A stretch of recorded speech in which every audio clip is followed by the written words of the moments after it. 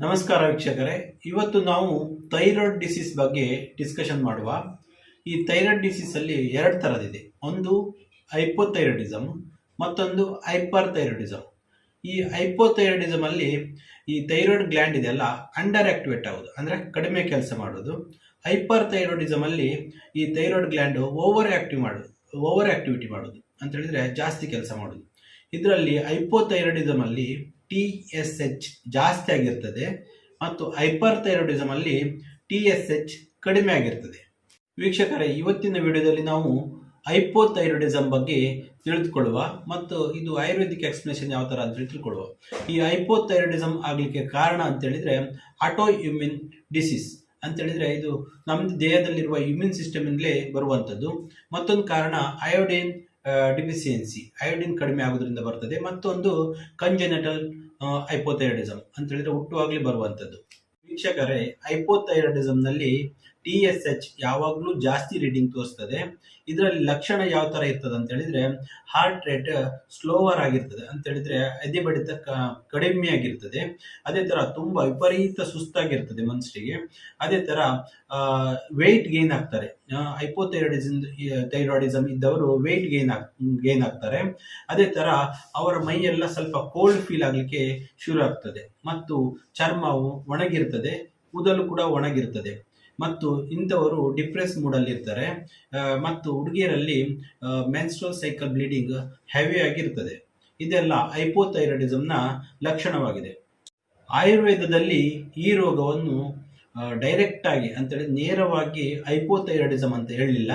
ಇದರ ಮೂಲ ಕಾರಣ ಮಂದಾಗ್ನಿ ಅಂತ ಹೇಳಿದ್ದಾರೆ. ಮಂದಾಗ್ನಿ ಅಂತ ಹೇಳಿದ್ರೆ ಇದನ್ನು ಮೆಟಬಾಲಿಸಮಿಗೆ ನಾವು ಹೋಲಿಸಬಹುದಾಗಿದೆ.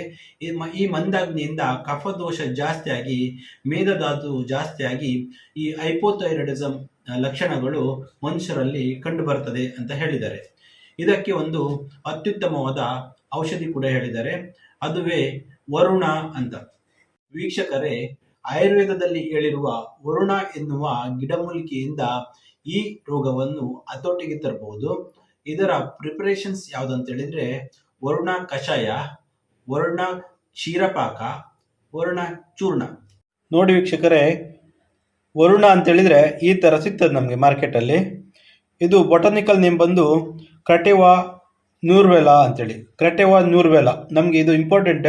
ನಾವು ಆನ್ಲೈನಲ್ಲಿ ಆರ್ಡರ್ ಹಾಕುವಾಗ ಬೊಟಾನಿಕಲ್ ನೇಮ್ ಬರಿಬೇಕಾಗ್ತದೆ, ಕ್ರೆಟೆವಾ ನ್ಯೂರ್ವೆಲಾ. ಇದೊಂದು ಕನ್ನಡದಲ್ಲಿ ನೀರ್ನೆಕ್ಕೆ ಅಥವಾ ಮಟ್ಟ ಮಾವು ಅಂತ ಕರೀತಾರೆ. ಇದೊಂದು ಮಧ್ಯಮ ಗಾತ್ರದ ಮರವಾಗಿದೆ.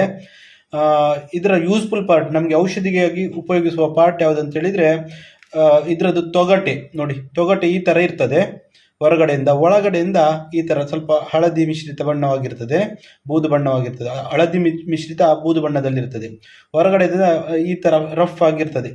ಇದರ ಪ್ರಿಪ್ರೇಷನ್ಸ್ ಬಂದು ವರುಣ ಕ್ವಾತ ಅಂತ ಹೇಳಿದ್ರೆ ಕಷಾಯ, ವರುಣ ಕ್ಷೀರಪಾಕ ಹಾಲಿನಿಂದ ಮಾಡುವುದು, ಮತ್ತು ವರುಣ ಚೂರ್ಣ ಅಂತ ಮಾಡ್ತೇವೆ.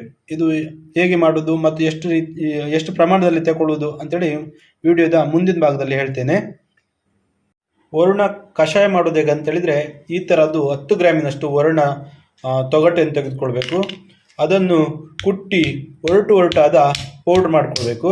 ವರುಣ ಕ್ಷೀರಪಾಕ ಮಾಡುವಾಗಲೂ ಹಾಗೆ ವೀಕ್ಷಕರೇ, 10 ಗ್ರಾಮಿನಷ್ಟು ವರುಣ ತೊಗಟೆ ಚೂರ್ಣ ತಗೊಳ್ಬೇಕು. ಹೀಗೆ ಒರಟಾದ ಪೌಡರ್ ಮಾಡ್ಕೊಳ್ಬೇಕು.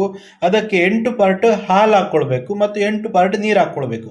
ಅದನ್ನು ನಾವು ಬಾಯ್ಲ್ ಮಾಡಬೇಕು, ಮಂದಾಗ್ನಿಯಲ್ಲಿ ಕುದಿಸ್ಬೇಕು. ನಂತರ ಹಾಲಿನ ಪಾರ್ಟಿನಷ್ಟು ಉಳಿಸ್ಬೇಕು ಅಂತ ಹೇಳಿದ್ರೆ 8 ಪಾರ್ಟ್ ಹಾಲು ತಗೊಂಡಿದ್ದೇವಲ್ಲ ಅಷ್ಟು ಉಳಿಸಬೇಕು. ಅದು ಸಾಧಾರಣ 100 ml ಆಗ್ತದೆ.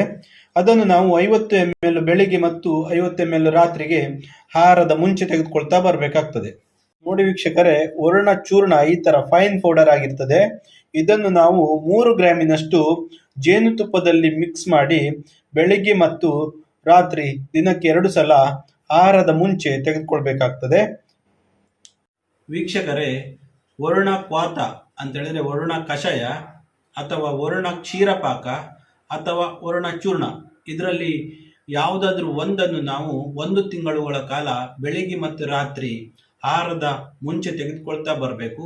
ನಂತರ 5 ತಿಂಗಳುಗಳ ಕಾಲ ಬೆಳಿಗ್ಗೆ ಮಾತ್ರ ಖಾಲಿ ಹೊಟ್ಟೆಗೆ ತೆಗೆದುಕೊಳ್ತಾ ಬರಬೇಕು. ಈ ತರ ಮಾಡಿ 6 ತಿಂಗಳುಗಳ ಕಾಲ ವರ್ಣವನ್ನು ಉಪಯೋಗಿಸಿದರೆ ಖಂಡಿತವಾಗಿ ಹೈಪೋಥೈರಾಯ್ಡಿಸಮ್ ಅನ್ನು ಹತೋಟಿಯಲ್ಲಿ ತರಬಹುದಾಗಿದೆ.